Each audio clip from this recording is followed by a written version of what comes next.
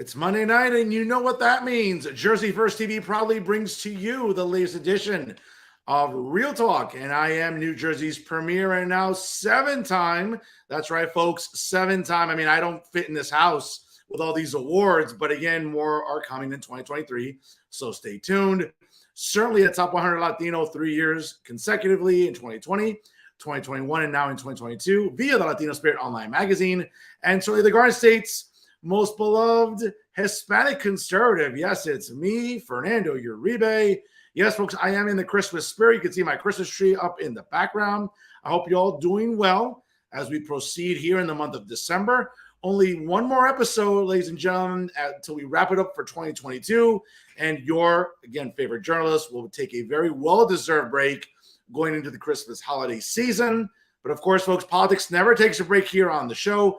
And I want to thank you all for tuning in from wherever and however you may be doing so on Facebook Live, of course, as well as on the Jersey First TV YouTube page, in addition to all of the other great social media platforms that you can always rely on when it comes to Jersey First TV. And always remember, ladies and gentlemen, when it comes to the platforms, make sure you like Real Talk on Facebook as well as Jersey First TV. Also, check out my own Facebook as well. You can't miss me. I'm the handsome guy in the photo. Actually, pretty hot couple on the photo itself. So you can't miss me there for sure. Certainly make sure you follow Jersey First on Instagram and Twitter.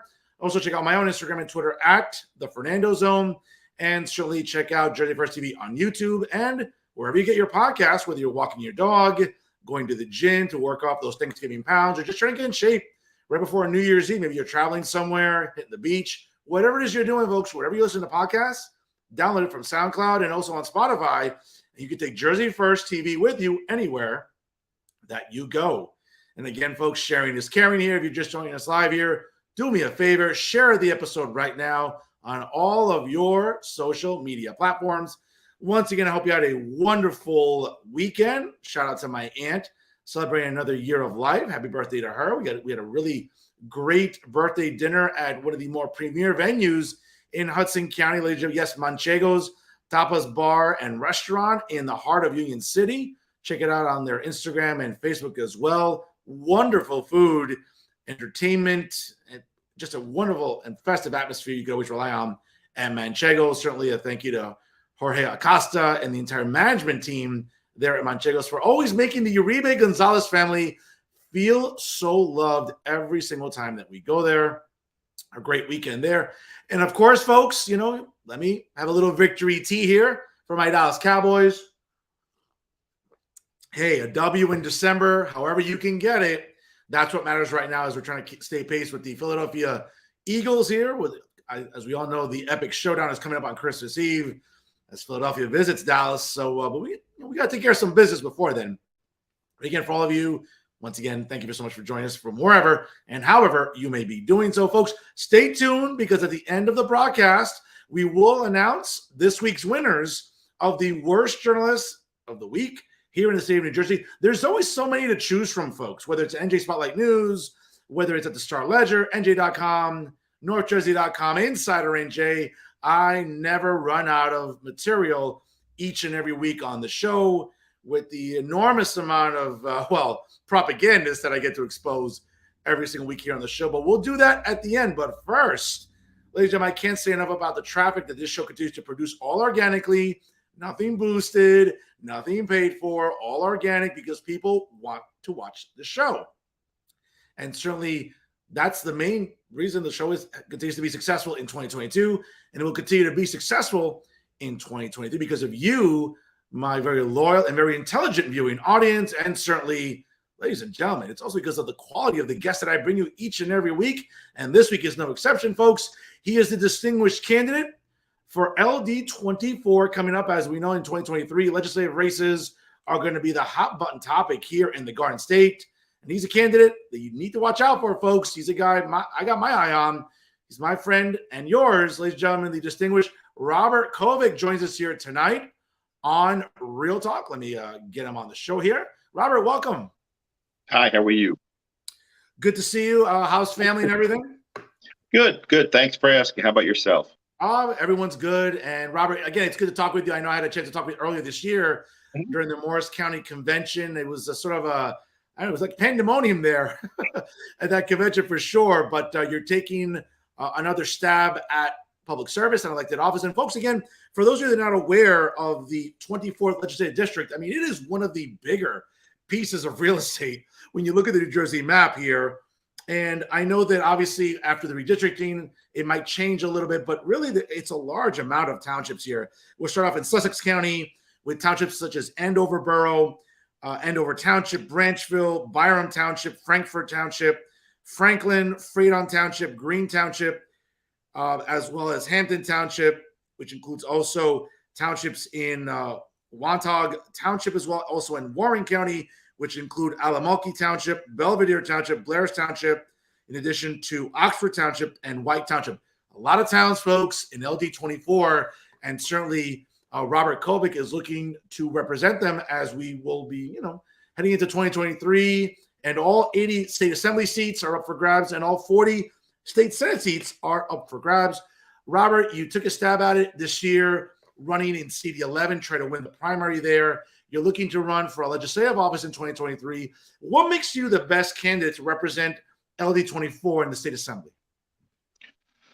Well, like I'd like to think that I'm one of the best candidates. Remember, we have 2 assembly seats available, so I don't need one. I'd like to be able to think that I'm the best for at least one of them. Look, experience, education, my ability to communicate, my ability to problem solve. As an attorney, I'm like a lot of us are results oriented, getting things done, knowing how to work with other people, even people that don't want to work with you, to get things done. Focus on the goal, figure out what your resources are, and try to get there. So I've been doing that for over 20 years of my career as a public official many years ago, as an attorney, as a small business owner. So I've been doing this every day. So it's just part of me and part of my personality, my character. So I think I have a lot to offer in that respect. Now, Robert, again, I don't have sort of the up-to-date information, but has LD24 changed? I mean, I recite a long list of names of towns in the district. It's a really big chunk of, again, the legislature in terms of looking at the amount of space there and townships. Has anything changed in LD24 that I'm not aware of? There's been a couple of small changes. The majority, as you said, is Sussex County. Morris County has a handful of towns in it, and Warren County has a couple of towns as well. But look, as far as I'm concerned, it doesn't matter to me in the respect that, if I'm lucky enough to get the opportunity, just because they're smaller and junior partners, they're not smaller in importance or significance or their interests. I'm going to represent everybody equally and to the best that I can, even if it's just one town or 2 towns in Warren County. Robert, I have to ask you, because one of the reasons I think that people run is because they're not happy with the current leadership in that legislative district. Now, again, I know you're going to take the high road here and be a gentleman about it, but quite frankly, if you're being prompted to run, it's because, again, I don't want to speak for you, but I would have to, again, deduce that you're not happy with the representation you're getting in LD24 and you can do better. Is that fair to say? Well, what's happening is our 2 assembly people are not running for re-election, which makes the seats available. We're happy with them. Steve Araho, who is now the Senate Minority Leader, is fantastic, doing a fantastic job, hardworking. Parker Space, Hal Wirtz, who decided not to run, both of them, hardworking, accomplished a lot, decided it's time to move on to other things in their lives. So the seats are now available, and that's why I'm running. What I'm not happy with is with the way it's running in Trenton, with our governor, with our Democratic legislature, and that's why I'm here. Well, and we'll get to the emperor, Governor Murphy, in a moment. But you raise a great point about the legislature, and really, Democrats have had a majority in the legislature going back to 2001. All right, and what's really alarming to me, Robert, again, I'm probably one of the few fiscal conservatives that's openly a journalist and talks about policy. I'm a policy nerd. That's what my graduate degrees are in. So I can talk policy all day. What drives me crazy is, again, Democrats have run the legislature, and we've had Republican governors, Democrat governors. You know, it's sort of flip-flopped a little bit per se. But what's been steady is for 20 years, Democrats have had strong majorities. Now, that's been shaved off a little bit. Going back to 2021, we saw, I believe, 8 new Republican Assembly people, women being elected. We had 1 state Senate seat flip red. Again, and I'm just looking here at the numbers from what I can see in the legislature here. And if you're, again, from our audience at home, in the state Senate, Democrats have a lead of 24-16. In the state Assembly, again, being shaved down from last year, Democrats only have a majority by 46-34. I would argue Republicans have an enormous opportunity, especially after these midterms. I know it may not have gone as well as a lot of Republicans would have liked statewide. We flipped 1 congressional seat, but that's what the map was designed to do. So it's like, oh, participation trophy really basically for redistricting the map, and you benefited from it. Great. I'm a conservative. I certainly want Republicans to win the House, and they did. I would have liked bigger margins, but that's another argument for another day. Robert, though, what I would argue in 2023 is I think Republicans have a great chance to sort of continue with the momentum, continue with the reality that the Democratic leadership at the top really they've never met a tax hike that they've never liked. They just spend like drunken sailors. Again, nothing against our brave men and women in the Navy, but they spend recklessly. They'll bring in $2. They'll bring in $2 and spend $4. It's absurd. It just seems like fiscal responsibility is absent in Trenton. I'm assuming that's something you want to bring back. Well, absolutely. That's a major problem for our state. We're the least business friendly state in the country. We have the least opportunity. We've lost about 1/3 of our businesses due to COVID. They're not coming back. Our corporate tax rate is the highest in the country, 11.5%, I believe. And then when you couple that with the federal, we're at like 30% or something. There's no incentive for businesses to operate here. Small businesses, like I said, we lost a lot of them during COVID. They're not coming back. Small business is the major employer, not only in New Jersey, but in the whole country. The job creation, whether it's 1 job or 5 jobs or 10 jobs, whatever it may be. And we don't have that. Spending is out of control, as it usually is when Democrats are in charge. So obviously there's a lot of problems we have to do. One of my major concerns, and something I'm really focusing on, and I am going to focus on throughout my campaign, is really the economic portion of the state. That's going to be one of the cornerstones of my campaign, because look, things tend to be better and people tend to be happier when your pocket's full. I mean, that's just the reality, common sense. And people are suffering because of democratic mismanagement for years and years and years that have led to nothing but financial hardships for our families and our businesses, which has basically encouraged an exodus from the state of New Jersey. And Robert, what's interesting though is, the governor, obviously how convenient now to want to have an independent, commission to study what could have been done better during COVID. Obviously the results won't come out before next year's legislative elections, how convenient. But it's interesting to me because it's been proven, and it seems like many on the left, especially in the media here in New Jersey, that are so irresponsible, they're so intellectually bankrupt, won't call out the governor for what's painfully obvious. And I hate to politicize the virus, but the truth is that governors like Ron DeSantis in Florida, Governor Greg Abbott in the freedom-loving state of Texas, those red governors got it right. While Governor Murphy, at the time, Andrew Cuomo got it wrong, then Lamont in Connecticut got it wrong. Kathy Hochul continues to get it wrong in New York. It just seems like blue governors, obviously Gavin Newsom in California, blue governors got it wrong. Instead of looking at COVID through a regional approach, no, it was a one-size-fits-all. Let's punish everybody. And we all know how catastrophic it was. And it blows my mind why more journalists in New Jersey haven't called out the governor, especially here with the damage, as you mentioned, to businesses disappearing forever in nightlife, hospitality, in other sectors and industries. Why the legislature continues to be myopic and not hold the governor more accountable is mind-boggling to me, Robert. Right.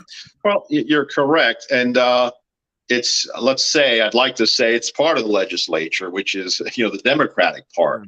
I mean, we know now that Murphy has engaged a firm, McCarthy, McCracken or something, to study again what went wrong during COVID and what happened with the nursing homes. Look, whether we can rely on that report as being accurate, I don't know. We'll see at the time when it comes out. But this is, remember, a firm hired by the governor and hired by his people. This is not a selection made or somebody appointed by a bipartisan legislative structure. Equal number of Republicans and Democrats who came together to decide who is best qualified to do this investigation with subpoena power and whatnot, so we can really figure out what was going on here and what happened, and maybe hopefully learn from that so that this doesn't happen again. But look, a lot of it was a golden opportunity for Democrats in New Jersey and the whole country. I hate to say it, because look, it was a tragedy, and there's no question about it. A lot of people died. But I think it just went a little further than that too, as far as a political tool for control, for suppression, suppression of rights, parental rights. Look what happened to our children. I mean, the reports came out now that our kids are 7 years behind now due to the COVID lockdowns. 65% of them are not even able to meet math requirements. 50% can't meet the English requirements as far as the state testing. So, I mean, the repercussions of what was allowed to happen here are far-reaching and are going to last here for a while. Never mind even the businesses. I mean, our kids as well. My kid's 10 years old, and my wife and I saw what was going on here for the past few years. It's a big problem. No, it certainly is. And again, I mean, I trust that report like I trust Alan Steinberg to stay past, 7 o'clock on a weeknight, or Charles Style to stay awake after 7:30 at night. So I trust that report about as much as I trust, the New York Mets in October. But what's interesting, though, you raise a good point, though, about the learning loss. And again, not just about businesses, but yes, our children were truly victimized by these draconian measures. And you said it perfectly, it might be years until we get a really well thought out report and or commission to monitor learning loss. It's funny to me where the NJEA and Sean Spiller, its president, have the audacity to talk about, well, New Jersey schools are the best in the country. Well, we're going to find that out in a couple of years when we see these reports come out more and more about, hey, you acquiesce to the governor, you acquiesce to the legislature. Instead of putting pressure on them to open schools sooner, this is what you're going to get. But again, it seems like the teachers union, the governor's office, and leadership in the Democratic majority were all about virtue signaling, and that is hurting our kids. So it remains to be seen what's going to happen. Now, Robert, again, you're running on a platform of fiscal responsibility. I had Bridgewater Mayor Matthew Mensch on a couple of weeks ago on the show, and last week I had NJ 101.5 FM host Bill Spadia, and they're big conservatives, and we all agreed that Republicans have a chance to win seats in the assembly, shave off the majority a little bit, if not win it outright. Same thing in the state Senate. But it can't just be about fiscal things, because yes, Republicans and conservatives, we know we're better with money than liberals. Again, you don't need a PhD in economics to know this. However, though, it just seems, though, Robert, that when you start knocking on doors, phone banking, talking to people, that might not be enough, because I think New Jersey residents have become very cynical. Well, okay, yeah, well, Democrats don't understand economics, right? The leadership and people on the far left. But the problem is, I think even when Republicans get into power, they get myopic also. So I think I would argue, again, I'm not, trying to be anyone's campaign manager or be an operative, but it just seems like it might take more than just like, hey, the left gets it wrong on taxes and spending. It might have to be more than that, Robert, right? Oh, absolutely. I mean, look, that's one of the problems that we are feeling personally on our skin, all of us, all throughout the country with the inflation and whatnot. But that's just one of them. I mean, we have, again, the education situation with the kids, the ramifications of the COVID lockdowns. And what went along with that was the restrictions on parental rights and our freedoms, and, Second Amendment questions. And, today with the concealed carry issue taking place. Abortion might pop up again at some point. So there's a lot of things going on here. That, look, and issues change, Fernando, in elections all the time. Today, there could be an issue. Tomorrow, something else happens, not an issue anymore. So there's some fluidity to that. And we'll see as the campaign unfolds, as the year unfolds, we get out, past the holidays, what may happen at that point. And then you have to make an adjustment. But, I try to talk to everybody about everything of concern. Some things I know a lot about, some things I may know less about. But it's more important to some extent when you're in this position, not to do the talking, but to do the listening. Because unless I really have my finger on the pulse, it's hard to understand completely what's going on out there and what needs to be addressed unless you're telling me. The person on the ground, my neighbors, my friends, people in all the districts that are part of this, the town's part of this district. And then you have to figure out what we can do about it. No, absolutely. And again, I mean, I'm looking at this list here of the townships in this legislative district. And I mean, it's very socioeconomically diverse. It's very different than where I live in LD 33. It's very different than LD 4 or LD 10. It's a very socioeconomically diverse district.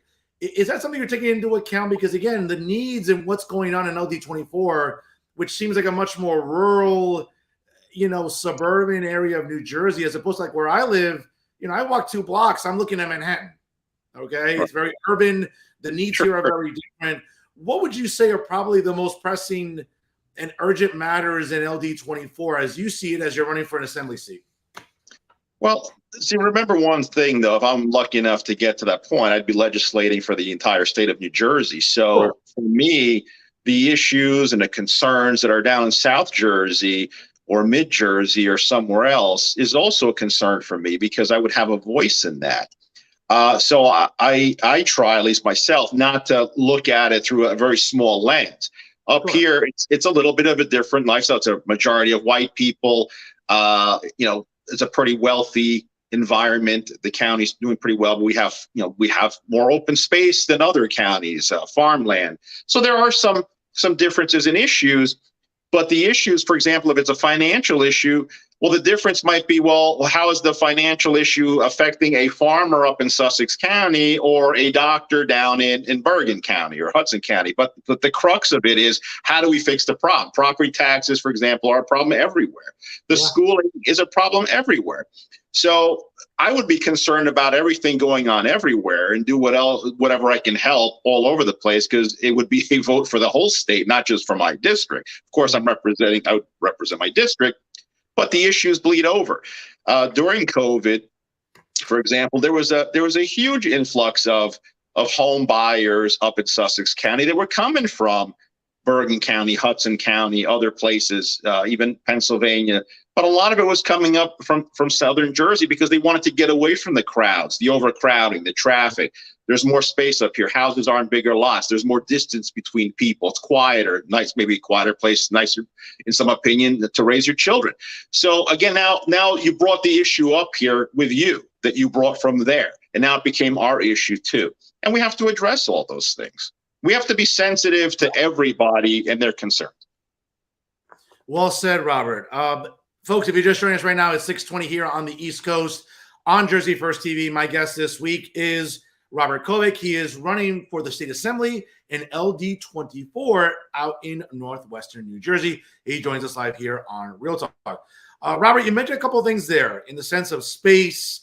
It's become a much more desirable area to live in New Jersey. Certainly, it's not as congested as it is where I live in Hudson County, certainly in Central and South Jersey. Let me run a couple of things by you because, again, should you be able to win the primary in the Republican race and obviously go on to win next year in November, let me run a couple of topics here for you, see how you feel about them. I know it's become somewhat practical. It's happened a little bit in South Jersey.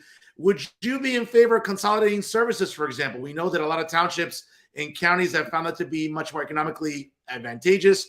Is that something you find to be maybe is probably necessary in LD 24, or are you just going to sort of look at it on a case-by-case basis? I think it would have to be on a case-by-case basis. And of course, I'd look at anything if there's a way to save some money. But also, one of the things we have to deal with up here is the amount of space. You you may not be, even if you consolidate 2 or 3 different towns, because of the amount of space, one Department of Public Works may not be able to cover 2 or 3 different towns because of a large amount of space that has to be snow plowed or whatever the case may be. So that's something that we'd have to seriously look at to see if it's effective, because we don't also want to try to do something good and make a mess out of it. No, absolutely. You're running as a Republican. Last week when I had Bill Spady on, I had Matthew Mensch on 2 weeks before that. You know, this is a sports term I think maybe you'll appreciate, and also my viewers will appreciate as well. It almost seems like the New Jersey Republican Party chairman, Bob Hugin, is on the hot seat. He's almost like that coach on a team that, like, people are a little iffy on. And again, I like Bob. I've met him. He's a gentleman to me. I don't have a bad thing to say about him. I'm not openly looking to campaign as I want to be the next chairman for the state party, or I'm looking to be an operator. No, believe me, I'm good with what I do. Okay. I'm not looking for a job. However, it just seems, I would say, Robert, that Bob Hugin is under a lot of pressure. Okay. And the reason I say that, again, not to be malicious, but I'm saying it to be realistic. Republicans gained a House seat during this midterm race. They could have gained more. Again, you know, the map was redistricted to do that. So it accomplished the goal. It seems like the redistricting map legislatively also somewhat favors Republicans too. I would argue that Bob Hugin and the leadership of the NJGOP are under a lot of pressure, I would say, because next year is a great opportunity to win seats in the Assembly, to win seats in the state Senate level. But it starts at the top. It starts with the leadership. And I know that a lot of people who ran, let's say, in congressional races last year in the primary were not happy with Republican leadership. I think you'll take the high road here and be a gentleman, but I would argue that the Republican Party in New Jersey is under a lot of pressure in 2023. It's almost make or break here, because they almost seem like they can run to the goal line and either fumble the ball or get stopped right before they score. And Republicans have a history of doing that. I just don't want to see that happen in 2023. I'm sure you share the same concerns. Well, absolutely. I mean, it's, you know, at this point in time, it's a pretty good type of pressure to be under, because the chairman has an opportunity to really do something for the state of New Jersey if we play our cards right. But we you know, he needs to, I believe, rely on his people, the elected officials like Steve Oroho, the minority leader. I know he's working hard to do his part with the Senate. Assembly Leader DeMaio, I know he's working hard to do what he has to do with the Assembly. If we all put our minds together and our resources together, we can do this. It may not happen next year all in one shot, but we can get a lot closer. And then it might be an incremental type of an approach. You know, it might take the next 2 elections to do this. But I think we've made a good start. A lot of it has to do with the locals, the school boards, the mayors, the councils, the grassroots. We have to make sure that all those people are engaged, understand what's going on in the state, and we can use that also, you know, as our base. But I think that if the chairman plays his cards right, he relies on good people, smart people to play our cards right, we push hard. I think we have a very good chance at doing this. Now, as far as the congressional races, people are not happy. Look, you know, there's limited resources, there's limited time. You're trying to fight to move the party forward. Things always happen during races. You know, it's a battle. You can't always anticipate everything that might happen or whatnot. You do the best you can with whatever resources you have to use. When you're in the minority, it's not easy. It's not easy to spread your resources out through local races, congressional races, statewide races. There just isn't enough resources. Okay, so it might be a slower process, but you know, if we're careful and we're smart, we're going to get this thing done. I'm with you. I think it's sort of like the long game type of thing. It's chess, not checkers. Certainly, I think playing the long game and incrementally winning races and shaving down those majorities, I think, is something that's, again, I think you said it perfectly. It may not be possible in one cycle, but maybe in the next 2 cycles. I think Republicans have a great opportunity to do that again, where they've been in the minority for 20 years. Robert, you mentioned school board races. Last week, Bill Spady talked about over 400 school board races were not really featured, and what a surprise, by the liberal media in New Jersey, where parents decide to run for school boards. And guess what? You're a parent, and there's a talk about curriculum, and parents are concerned about what our children Arlene, now listen, let me be very clear because I get accused of being a blankist or a blankful because it just seems like whenever I win arguments with liberals in New Jersey online or on the left, it just seems like that's always like the default mechanism. Oh, just call Fernando blankist or a blankful because we have nothing better to say against it because he's winning arguments. But it seems, though, that, there's I would argue, a misunderstanding about, I think, the way conservatives like me look at curriculum. Listen, it's no different than Women's History Month or Black History Month or respect. I get it. Gay people, LGBT people have contributed to American society. That's not my issue. My issue is not about Harvey Milk out in San Francisco or notable journalists or scientists. My issue is not LGBT contributions to American society. Let's stop twisting stuff around because the left loves to do that. It's about what children are learning about gender, about transgenderism. I think parents pay the highest property taxes in the country here in New Jersey. Okay, I'm looking at a number here, over $9,000 on average. Okay, that's the highest in the country. If parents want to bitch and moan about the way their tax dollars are being used at the school board level, they have every right to. That's why they run for races, and that's why they won. Again, it doesn't make them bigoted or homophobes or anything. They just want to make sure that they want to let kids be kids. I have a Christmas tree behind me. Let kids believe in Santa. Let them believe in Christmas. Again, let kids be kids. The idea that a 5-year-old or a 6-year-old should be learning about transgenderism or that there's 25 genders when we all know there isn't, that's madness, Robert. Right. Well, look, it's funny you brought that up because I obviously had to deal with a lot of that during my congressional campaign. I mean, you see when you're talking to or debating with liberals and you start to throw facts and reality at them, that's when they start to get belligerent. And that's when you're accused of being a fascist, a racist, a hater, an idiot, and all this other stuff. That's typically their defense when they have nowhere else to go. Look, my kid's 10 years old. The curricula, we pay high property taxes up here too. When you see what the results of these school tests are, and you see that our kids are not learning the basics, where does this political ideology come into play here, and why? Look, one thing I've learned is Democrats don't do anything unless it brings them votes. Okay, so now we have this new segment of the electorate, LGBTQ and gay people. So fine, we want to bring but you could reduce this, Fernando, to an absurdity. Well, how about we have classes on people who marry interracially? How about we have classes of the contributions to people who are under 5 feet tall and over 6 feet tall? And this, I mean, you can go on and on and on with this. The problem is that doesn't bring votes. Okay, they're looking constantly, and this we can talk about the border too. Trying to allowing what's going on down there to bring in illegals in the hopes of creating a permanent underclass. They're going to be thankful to the Democratic Party for hopefully bringing them amnesty, and they're going to expect to be repaid in some way. That's my theory. I could be wrong, but I don't think so. Well, Robert, I'll let you finish your point though, but you're right, because the legislature has been guilty of giving licenses to illegals, right? License to operate a motor vehicle, where it's not a right, it's a privilege. It seems like many on the left in the legislature, both in the state Senate and the state assembly, forget that. It seems like, well, let's just reward people who are here illegally.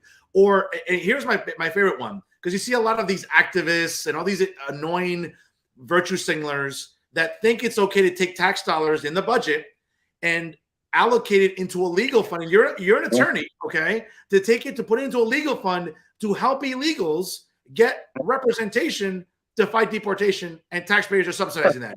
Again, that's the madness coming out of Trenton.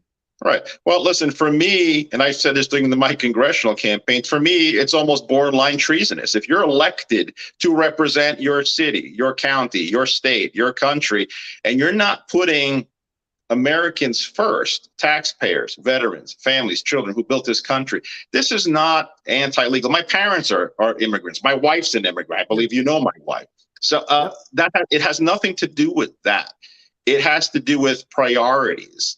And we have to make our country our number one priority. We have to make our state our number one priority. That's why people work. That's why we pay taxes, to get back the benefit of what we put in, to improve the quality of our lives for our children, for our families, to have security.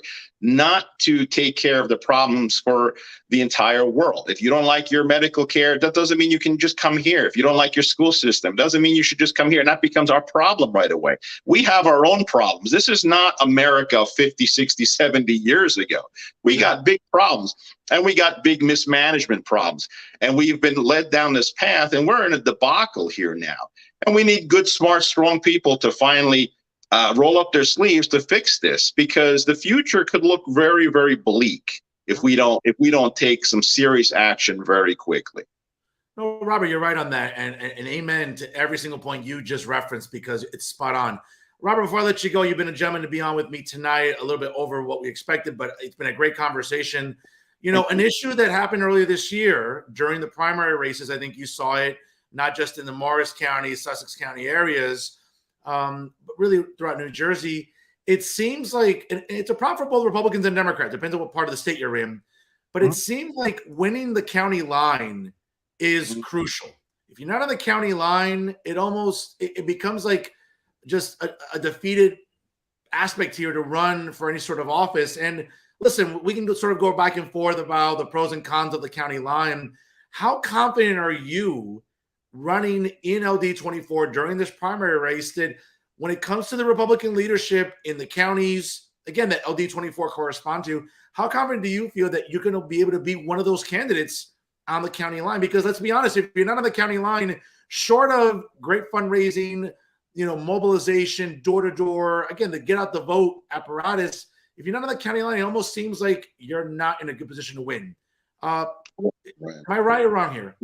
Yeah, I mean, you're right for the most part. It depends on where you are. I mean, we saw in Morris County, it didn't work out that way. The person who got the line didn't win the primary. So, I mean, there are aberrations to that theory. But as far as I'm concerned, I mean, we feel comfortable. My whole team is in place. We're moving forward. We're raising money. We're doing what we have to do. My ground operations in play. So, look, all you could do is do the best you can. And we will take it to the people, try to convince them that I'm, at least one of the best candidates for one of the two seats available, and we'll do our best. God willing, we get there.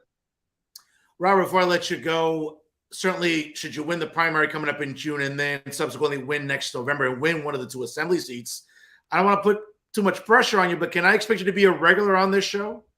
Absolutely. You'll be the first person that I call if I win. God willing.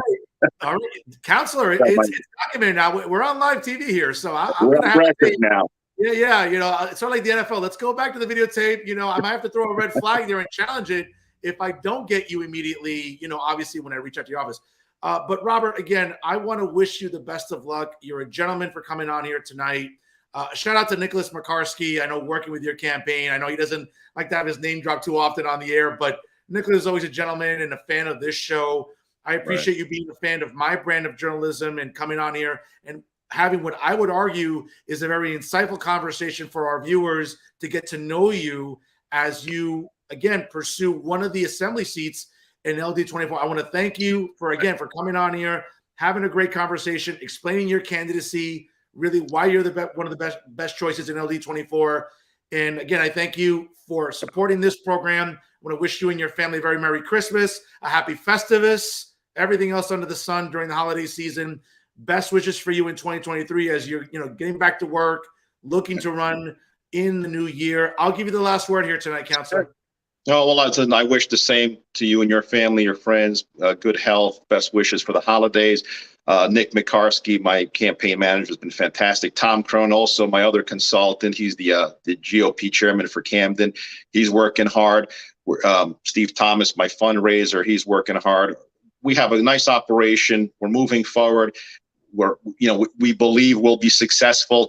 Let's enjoy the holiday. We'll keep working. God willing, I get through this. Like I said, you'll be the first person I called to be on your show. So you have my word on that. But you take care in the meantime, and thanks for having me. Robert, thank you for the kind words, and I want to wish you the best of luck. You're a great candidate. Again, I had the chance to talk with you earlier this year at the Morris County Convention. You're a gentleman. You know your stuff. I would argue you would be a great fit in LD24 representing that district in Trenton. I hope you win. coming up in 2023. So I want to thank you for your time, and we'll see you in the new year here on Real Talk on Jersey First TV. Have a good night. Bye-bye. Folks, great episode there again. And, you know, I got to tell you, I mean, again, I had a chance to talk to Robert early this year during the Morris County Convention. Jersey First TV was great in covering that event live. It was many, many hours. And it was probably one of the more fulfilling, I think, segments I've done all year since joining Jersey First TV at that convention. It was just packed to the rafters. They say it was almost standing room only. It'll be a very interesting year, ladies and gentlemen, in 2023. As we get into the legislative races again, there are no federal races, no gubernatorial race, no referendum that I'm aware of. It's going to be all 80 assembly seats and all 40 Senate seats. So it's going to be quite the interesting year coming up in 2023, especially with redistricting. Obviously, a lot of the legislative districts look a little different throughout the state of New Jersey. I know they look different here where I live in LD 33, nearby in LD 31 south of me, and clearly a little bit west and south of me as well in LD 32. But again, all 40 state districts will be up for grabs, and I think there'll be no shortage of things to talk about coming up in the new year.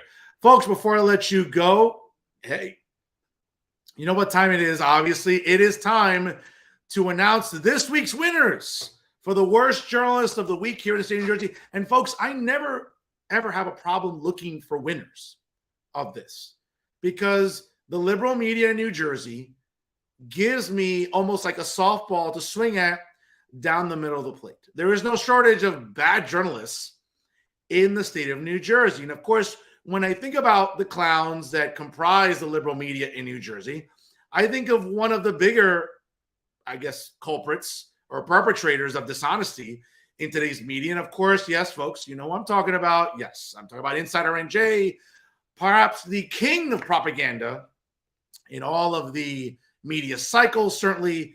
And when we think about propagandists at Insider NJ, yes, of course, we can think about Maxi Pads, Maxi Pizarro, certainly Bobby's World, Bobby Henley, in addition to the insufferable virtue signaler, Little JJ, Jay Lassiter, right? But of course, I would argue that the biggest perpetrator here at Insider NJ is probably the king of propaganda himself. Yes, we all know who he is. It's Alan Steinberg. And I know it's 6:44 here on the East Coast, and it's way past his bedtime. I know he had his evening meal at 5 o'clock, and I'm sure he won't watch this until tomorrow morning when he wakes up, whenever that is, because he's clearly not watching it now. Again, way past his bedtime. But of course, you know, when it comes to propaganda, Alan just can't help himself, you know? And when you look at his latest column, of course, this is right before last week, the Senate runoff in Georgia. Again, disappointed to see Herschel Walker not win. Again, pretty close race. Kind of makes you wonder if, you know, if Democrats really had Republicans run a better candidate, I think they would most certainly have won, since Warnock is not the best of candidates. But this is interesting. So last week, Alan Steinberg submitted 3 paragraphs, and it seems like this passes for a column these days at Insider NJ. He writes, 2 developments last week signal that Joe Biden has definitely decided to seek re-election. His decision would only be reversed in the event of an unforeseen development, health or otherwise. The first development is the report that the Biden White House is seeking to hire full-time former elected official Terry McAuliffe, former Democratic governor of Virginia, who, by the way, obviously was one of the worst governors during COVID, as we all know. And thankfully, he was booted in November of 2021. He's among the very top Democratic political operatives in the nation. You do not hire Terry McAuliffe for a policy position unless you're looking to virtue signal or try to engage in more propaganda, which, again, I think Democrats, again, at the national level, are really good at. You appoint him at this point of his career strictly as a political consigliere, and this is the role he will play in the Biden campaign in 2024, as Sleepy Al decides to write. This is really good. The second harbinger of the Biden campaign was the Biden state dinner for French President Emmanuel Macron this past week. Take a look at the dinner guest list, and obviously it's a campaign-oriented list without a question. Biden had previously announced that if he ran for re-election, Vice President Kamala Harris would again be his running mate. I mean, no surprise there. You want to try to win as many black votes and women votes, despite this is perhaps the most incompetent vice president in modern history. Again, don't tell it to Sleepy Al because, you know, when it comes to incompetence and incoherence, I mean, you would think that Al would be able to recognize it, but it seems like, again, the guy lacks self-awareness. This is really funny. Check this one out by Sleepy Al. Thus far as vice president, Harris has been something less than a raving political success. No, Allen's being very kind. She's been an absolute joke. Didn't Sleepy Joe put Kamala in charge of the border? How many times has Kamala been down to the border to see the thousands of illegals flooding across, the frontier, the border? When's Kamala been down to the border? Again, Al, get your facts straight here. You're being very kind. The expected re-election victory tonight of Senator Raphael Warnock over Herschel, and this is really funny about, Sleepy Al calling a Herschel Walker Father's Day walk, which is kind of funny, will provide Kamala with a fresh political opportunity. With the Senate presently deadlocked at 50-50, Harris at times is limited in her options to travel outside of Washington. That's a good thing, Al, because you don't want this fool in front of a microphone. Again, it takes someone lacking as much self-awareness as Alan Steinberg to think that Kamala Harris is not a liability. Have you seen this idiot on a microphone? This woman's a clown. But again, it takes one clown to know a clown, obviously, with Alan Steinberg and Kamala Harris. All right? A Warnock re-election victory will remove this limitation, and Harris will be freer to display her oratorical talents outside of Washington. Alan, bro, I get it. You're almost 100 years old. And again, maybe the brain isn't as working as well as it did 20, 30, 40 years ago. In what version of Earth? Is it like Avatar Earth, Earth 7 or Middle Earth where like Lord of the Rings is supposed to take place or Game of Thrones? Like what version of planet Earth does anyone think that Kamala Harris has oratorical talents? Folks, just YouTube Kamala Harris and just YouTube her. Don't even add anything to it. Don't be biased. Don't put Kamala Harris blunders, Kamala Harris bloopers. Just put in Kamala Harris.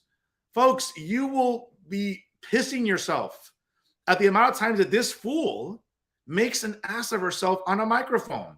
But don't say it to Sleepy Allen because he's oblivious. Meanwhile, there's no truth whatsoever to the rumor that after the Georgia election, NJGOP Chair Bob Hugin will ask Herschel Walker to head an NJGOP task force on misogyny. I mean, that's Al trying to be cute again, and I appreciate that because Alan Steinberg's columns put you to sleep consistently. So Alan's little veil attempts at humor, I got to give you credit, Al.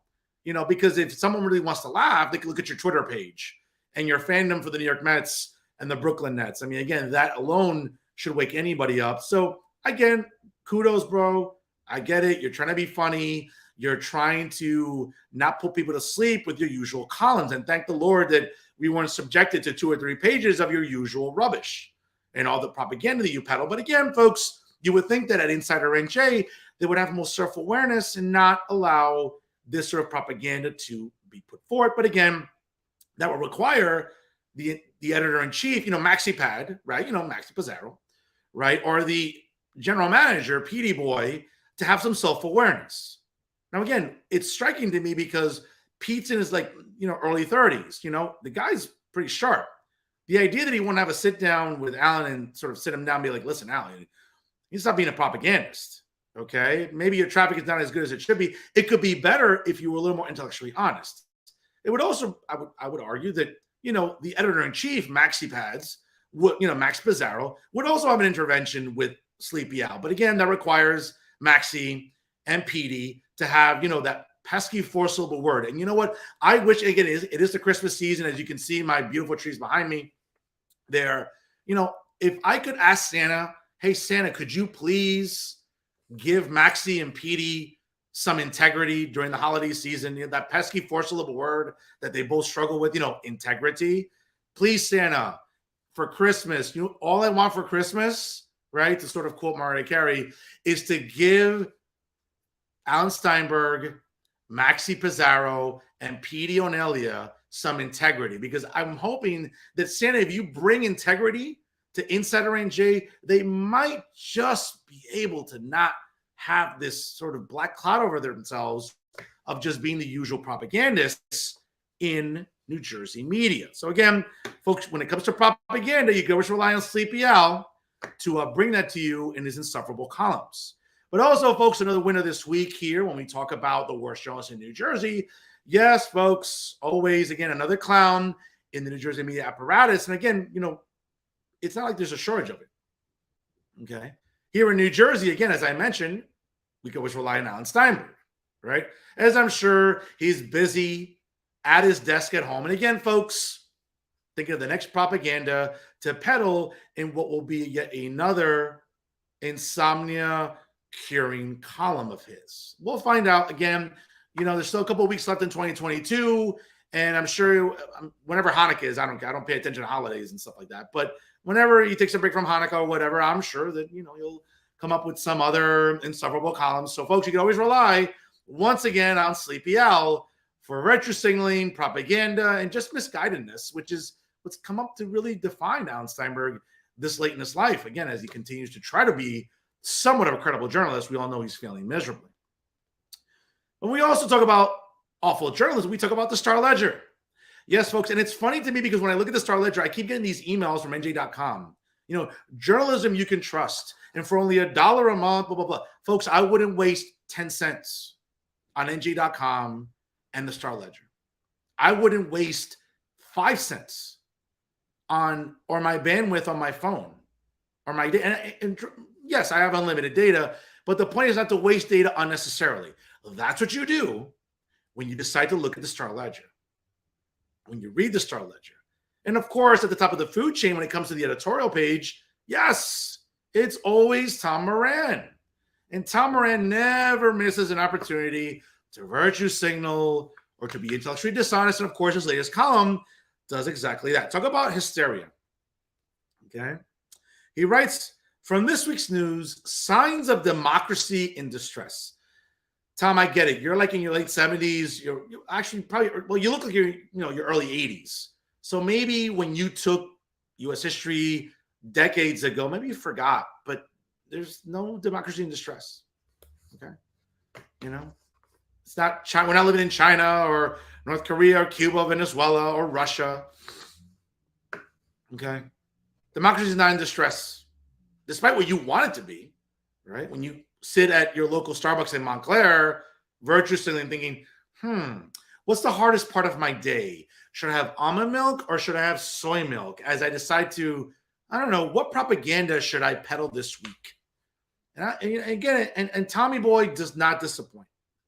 He writes, in Germany, police arrested a cabal of crazies led by a right-wing prince and sympathetic to QAnon who were planning to overthrow the elected government and kill the chancellor.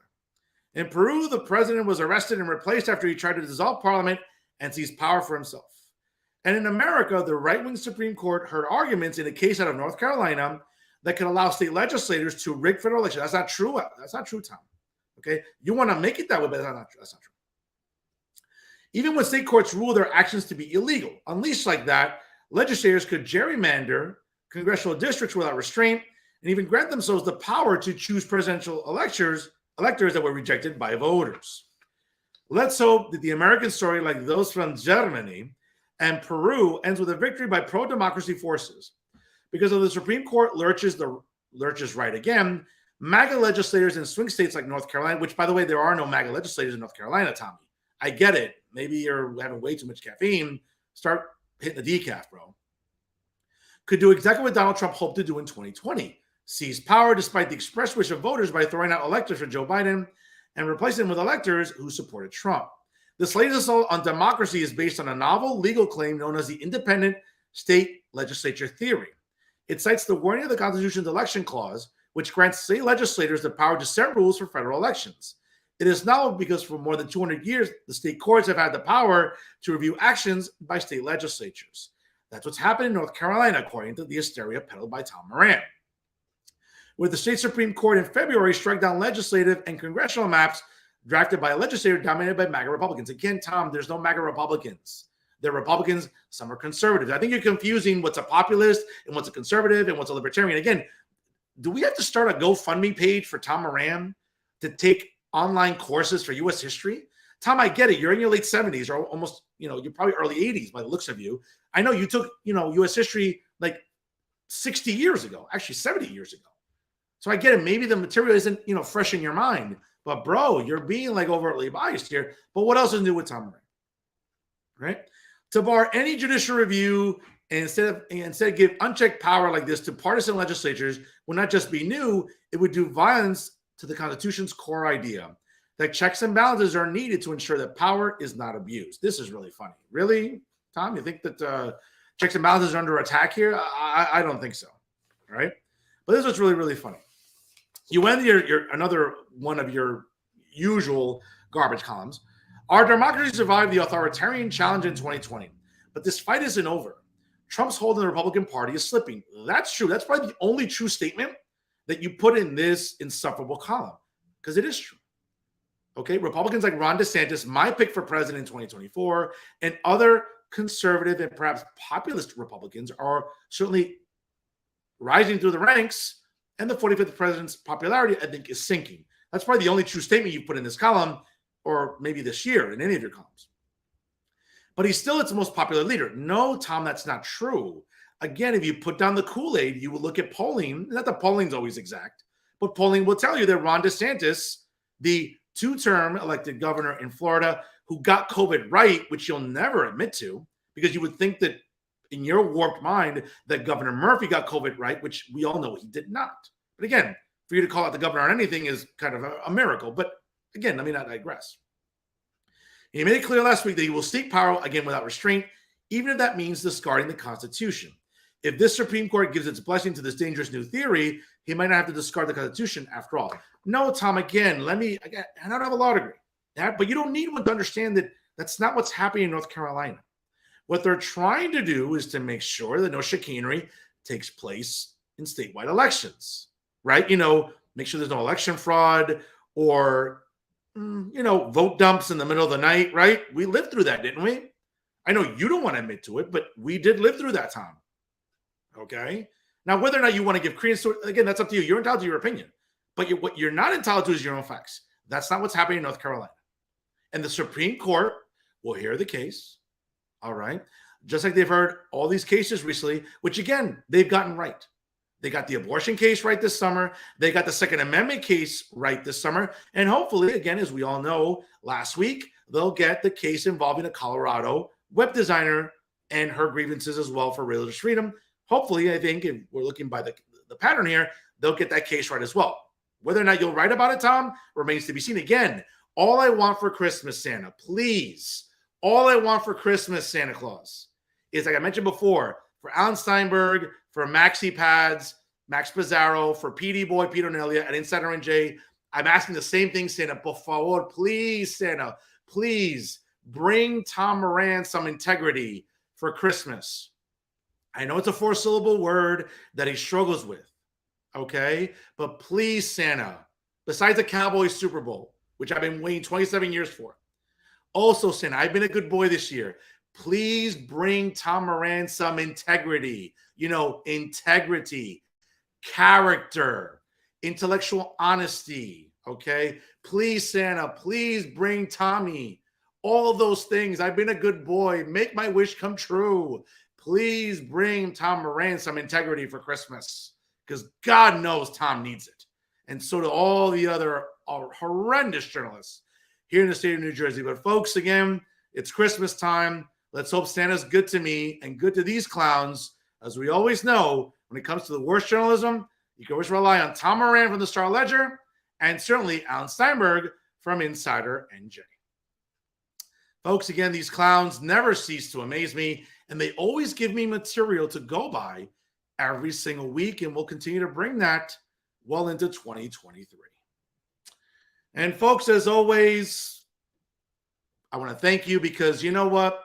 One of the reasons I work so hard here on this show is because in today's media establishment, now more than ever, when we have insufferable virtue signalers like Uncle Dave with NJ Spotlight News, whether it's little JJ, Jay Lasser at Insider NJ, or Bobby's World, Bob Hennelly, or Sleepy Al, Alan Steinberg, okay? Or Maxi Pads, Max Pizarro at Insider NJ, or Boy, Tom Moran with the Star Ledger, or Chucky Schmucky, Charles Style at NorthJersey.com. Folks, I get it. We live in a time, we live in a period in history when we're lacking heroes, when we don't have heroes. But I'm here to tell you that, you know what? Everyone needs a hero. Everyone's looking for a hero. And during this tribalism that we're living in, during this volatile political climate, I'll continue to be your hero. It's a responsibility that I take seriously. It's a responsibility that I cherish, that I embrace, okay? That I take it deep in my soul to be your hero, because we all need one. Growing up, well, he's still my hero. He's my dad. I look at my uncle. He's my hero. I think of, fictional characters that as little boys, we read comic books, Batman, right? Or ball players or athletes or elected officials like Ronald Reagan. We all need heroes, folks.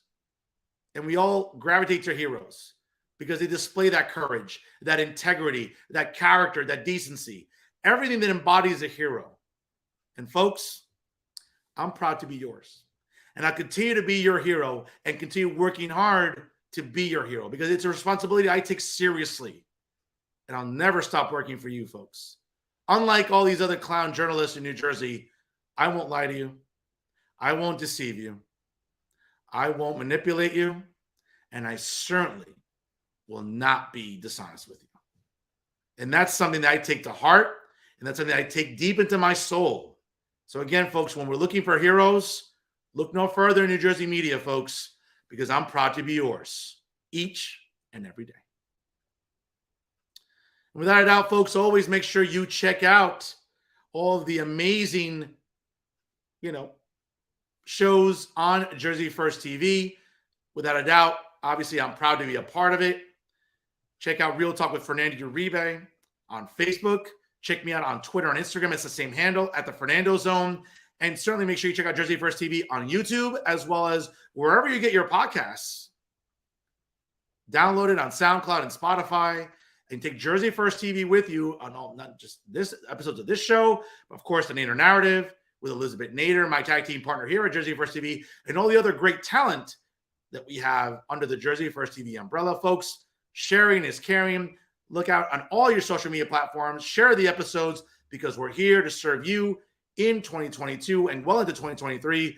Talk about the economy, talk about education, talk about taxes, community, responsible spending. We're going to hold Trenton accountable, and nobody does it better than Jersey First TV. We did it in 2022, and we'll continue to do it in 2023. And folks, that is our show for this week. Once again, I want to thank LD24 Assembly candidate Robert Kovic for coming on tonight. Great episode with him. I also want to thank him for his time and really his candor in discussing his candidacy and what you can look forward to as he runs for one of the state assembly seats in LD24 in 2023. Folks, again, sharing is caring. Make sure you share tonight's episode on all your social media platforms. And of course, special programming note, folks, our last episode of 2022 will be next Monday night, live at 6 p.m. Eastern Time, as West New Jersey mayoral candidate Cosmo Cirillo will join me live at 6:05 p.m. A lot going on in Hudson County in 2023.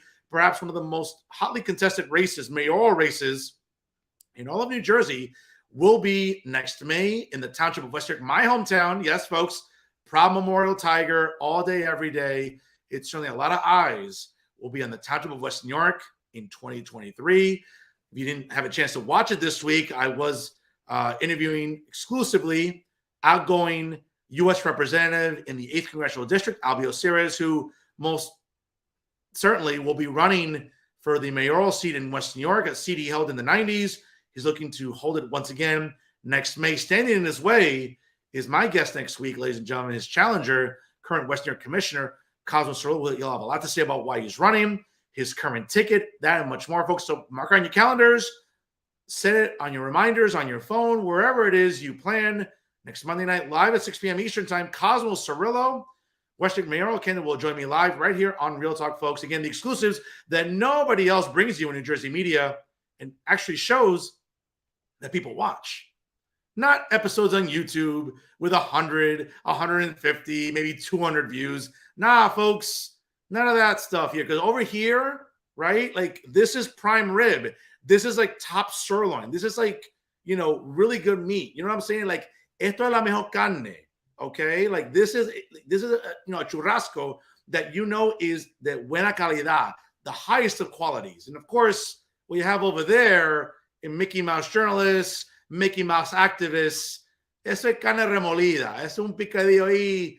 That's like ground beef that you find in the refrigerator after 2 or 3 days, and it doesn't smell very good, and you know it's not very good in general. We're not the same, folks. This is a top sirloin right here, and over there is it's pretty much canned meat, and we all know how good that is. So that's a difference, folks, in the quality of journalism you're getting each and every week, especially with the traffic that I bring you that other people don't. It's as simple as that. Always remember, folks, it's unbiased, unfiltered, and unafraid. You can always rely on real talk right here with Jersey First TV.